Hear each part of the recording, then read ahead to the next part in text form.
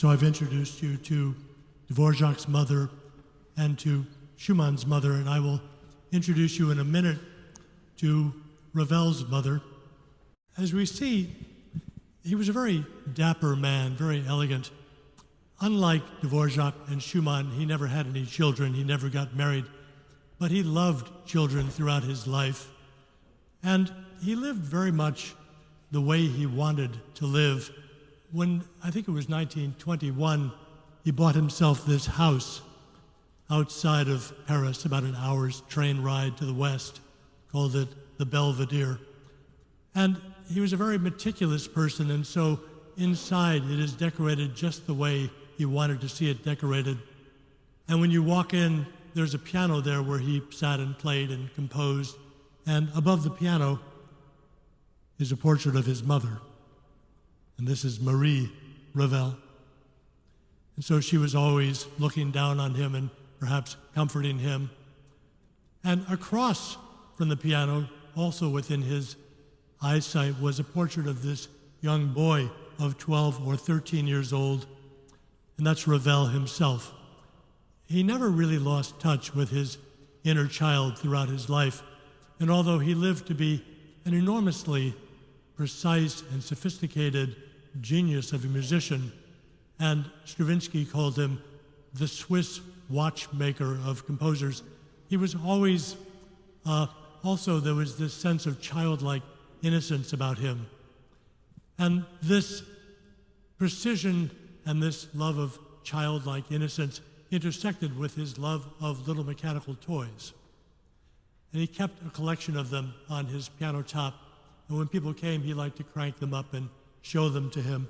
This is a little ship that you can see in a glass enclosure, heaving away on a roiling papier-mâché sea.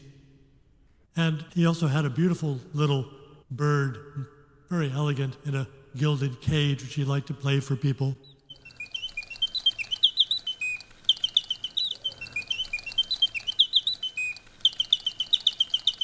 And he had many friends, and among the closest of his friends were a family called the Godepsky family. There was a gentleman named Sipa Godepsky. He was a Polish artist. This is his wife, Ida, and their younger child, whose name was Mimi. This picture was painted by Pierre Bonnard. And they had a house outside of Paris, about an hour's train ride away, which was very rustic, as you see. But on the weekends, they would invite all of their friends, the artists and the writers and the composers and the poets, to come out and have artistic salons in their home. And this is a picture of a salon party, and there on the right, my right, your left, you can see Jean, who is the older child, and on the right you see Ravel himself. And as I say, he liked children very much. He enjoyed the company of adults, but what he really liked was to go with the children into the next room during these parties and to sit them down and to read fairy tales to them. And they loved that. And they were just, I think, about 6 or 7 years old at the time, and so they were learning to play the piano for the first time. And so he set to music their favorite fairy tales. Mother Goose Suite, he called it. As you see, he dedicated it to them, Mimi and Jean. And when Mimi grew up, she remembered this time very fondly, and I'll just read you a little of what she said before we hear the piece. Of all my parents' friends, I had a predilection for Ravel, because he used to tell me stories that I loved. I used to climb on his knees, and indefatigably he would say, "Once upon a time." And it was Les Déronettes, Beauty and the Beast, and above all, The Adventures of a Poor Mouse.